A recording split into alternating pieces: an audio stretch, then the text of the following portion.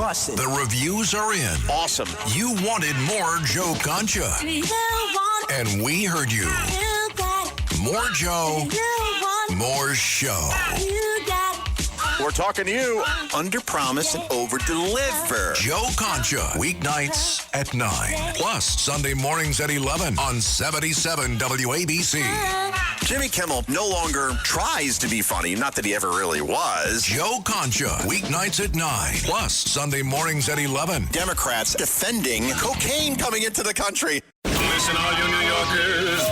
Excuse me. Taxi. Okay, man, we're looking around. This is the 77 WABC minicast. Sunday morning. And we had visitors this week. And one of our visitors is John Prideaux. He's the U.S. editor of The Economist and based in London, and brought his two associates with them from London. They flew in just to be able to do this. And they had a mission to find out in America, is the American dream still alive? Well, John Prideaux, what do you think? Is the American dream still alive? That's what I'm trying to find out, John. We're here celebrating America's 250th birthday. We're just at the beginning of a journey around the country. We're going to be talking to a lot of people. You spent some time talking to us earlier, and we're trying to work out whether the American dream is still alive, whether it's still the kind of amazing story that you've had, whether that's still possible in America, and also whether America is still the same kind of country that it has been for most of my lifetime. I was born in about 1980, so grew up in the kind of Reagan-Thatcher era. Everybody in free societies around the world looked to America as an example of what a free country could be like, looked to America for inspiration. And people outside the US, including like close allies, people who love America, looking at the country now, thinking, hang on, is this still the same place that we thought it was? So I'm trying to answer that too. Well, you were born in the UK? Yes, sir. But and so you know a lot about the UK. You lived in the United States, in the States for a long time too, between Washington and New York. It seems like the United States, capitalized-wise, moved a lot faster than the UK has moved since World War II. Definitely right. What went wrong in Europe? I'm interviewing you because you interviewed me. What went wrong in Europe where you didn't get the same results in innovation or invention? This is really uncomfortable for me because I host a podcast as well as my day job. And so it's much easier being on the side of the microphone where you ask the questions rather than answer them. I mean, I guess I'd put it the other way around and talk about what went right in the United States. You know, you have a continent-sized single market, 350 million people who can all create goods and services and sell them to each other. There's very little friction. You can create something in New York and, sell it in California. Deep capital markets.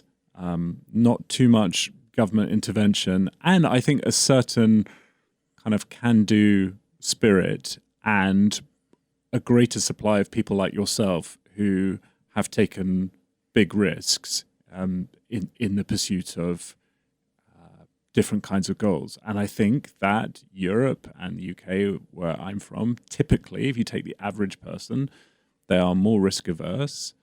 You don't have that kind of continent sized market that you guys have here. You don't have deep capital markets in the same way. And you have a lot of innovation, a lot of smart people, a lot of great universities. But I just think the whole culture is more, from a business point of view, is more risk averse. I grew up, I'm a lot older than you, where the sun never sets on the British Empire. I guess you have a lot of relationships, but it's not necessarily controlled by Great Britain. Definitely not. So tell me, how do you feel of what's happened in the last 50 years? And is the sun setting on the British Empire, or you don't feel as strong as before, versus we've had a discussion where I felt that we're about to have the 250th year of the United States of America, and that if we didn't have the right president, that I didn't believe that we might not make the 300th year.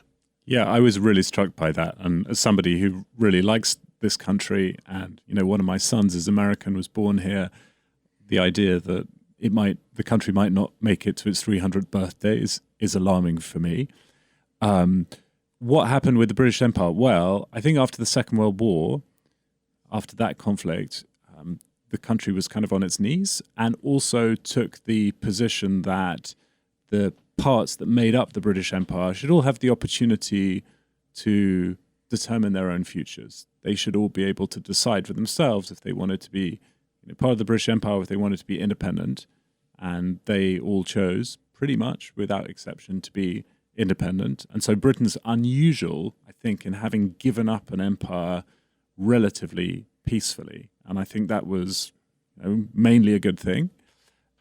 But one of the things that I think is so interesting now is it feels like that was the dominant way in which the world worked for 50, 60, 70 years. And now it feels like we might be back in an age that's a bit more like the 19th century, where countries are building empires. I mean, we talked about Greenland earlier today. President Trump would like to get his hands on Greenland. Were he to do so, that would expand America's territory, a lot. He's thinking about competition with China, competition with Russia. And that feels a lot more like a return to a kind of imperial age that Britain thought it had left behind. But, maybe we were naive. And, we discussed that President Trump feels that by controlling the Northern Hemisphere between Europe, Greenland, Northern Canada, Alaska, that we control one side of the Arctic, where Russia and China control the other side. And President Trump wanting to build what he called an Iron Dome to make sure no missiles can be fired into it. And Greenland was a strategic option for Europe's own protection. You're here on a mission to find out more about the American dream. How many cities are you going to be hitting? How many people are you going to be hitting? That's a good question. How many cities are we going to be in, guys? Like 5 or 6? I think in my time I've been United States editor of The Economist for 10 years. I think I've been to about 40 states. So I've spent a lot of time traveling in the country. I spend a lot of my life here. But on this trip, 5 or 6 cities? We're following the footsteps of a guy who traveled around America in the 1830s, Alexis de Tocqueville, and then he came home to France where he was, and he wrote a book called Democracy in America, explaining to people in Europe what was going on in America. And we're trying to follow his footsteps. And in the 1830s, America was a smaller country. The frontier hadn't pushed west all the way to California. So we're going to be here in New York. He spent some time in New York. We're going upstate. I'm going to be in Sing Sing prison later in this week because he visited Sing Sing. We're going to be in Boston. We're going to be in Louisville, Kentucky, Florida. So a little bit all over the place. I'm looking forward to it. Now, you're going to be hitting all those cities, and we're doing this interview now, and it'll be on this Sunday in our show. When you finish your mission, we want you to come back to WABC and do another interview and give us your experience of all those 6 cities. I'd love to do that, John. Well, John Prideaux, U.S. editor of The Economist, based in London, thank you for being here. Thank you for interviewing me. Thank you for being interviewed by me. And I look forward to meeting you in the near future to give us your adventure for the rest of your trip. I'll take you up on that offer. Thank you, John. Thank you. Listen to this podcast now on the Red Apple Podcast Network. The Idea Gen Global Podcast with George Safakis. I'm George Safakis. In a world overflowing with noise, there is one forum where the world's smartest voices connect, where visionaries sit at the same table as innovators, and great minds don't just talk, they act. Download all of Red Apple Media's podcasts right now through your favorite podcast platform.